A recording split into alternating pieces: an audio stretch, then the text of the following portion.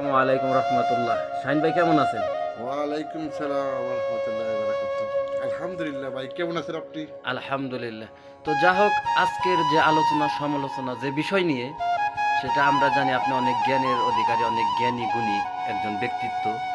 তো আজকের জানার বিষয় যে এই যে মানুষ বিভিন্নভাবে শিক্ষা অর্জন করে এবং এই যে সাধু সন্ন্যাসীরা বিভিন্ন মাজারে, বিভিন্ন গাছতলা, বাসতলা, বিভিন্ন জায়গায় বসে আলোচনা সমালোচনা তাদের নামে আসতেছে, তারা যে এই যে কি পায় এর মাঝে, এবং কি আসলে এই বিষয়গুলো নিয়ে যদি একটু কিছু বলতেন, তাদের বিষয়গুলো।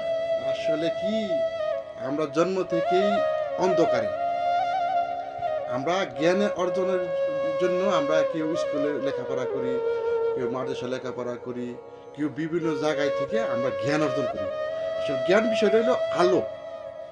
আমরা জন্ম থেকে অন্ধকার, আমাদের আলোর দরকার। এই জীবনটা পরিচালনা করতে হলে আলো দরকার।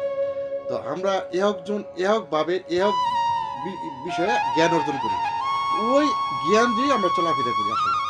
কেউ শরীয়তে চলি, কেউ মারফতে চলি, কেউ হাকিকতে চলি, কেউ বিভিন্নভাবে আমরা একজনে একজনে একভাবে জ্ঞান অর্জন করে ওই পথে আমরা পরিচালিত হই।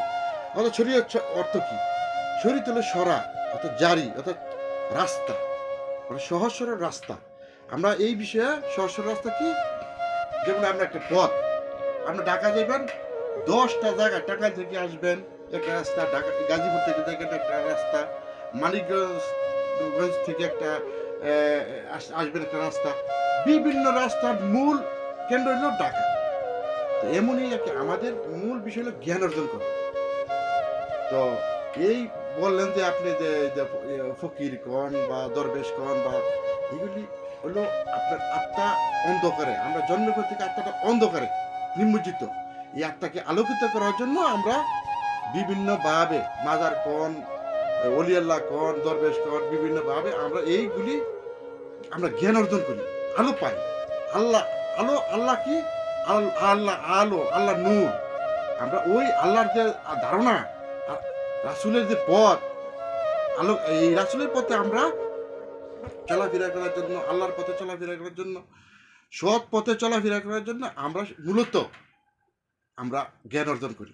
আসলে কোনো জ্ঞানই ছোট করে দেখার মতো না। আর অলি আল্লাহদের বিষয়ে বলছেন, অলি আল্লাহরা কারো হক নষ্ট করে না। হককে আল্লাহ, মানে আপনি অনেক জায়গায় দেখবেন হককে আল্লাহ। হক তো কি? হক থাকলে আপনি আল্লাহর মধ্যে আপনি উপস্থিত থাকবেন সবসময়। আল্লাহ রসুলের প্রতি ধ্যান জ্ঞান সবসময় পরিচালিত হবে।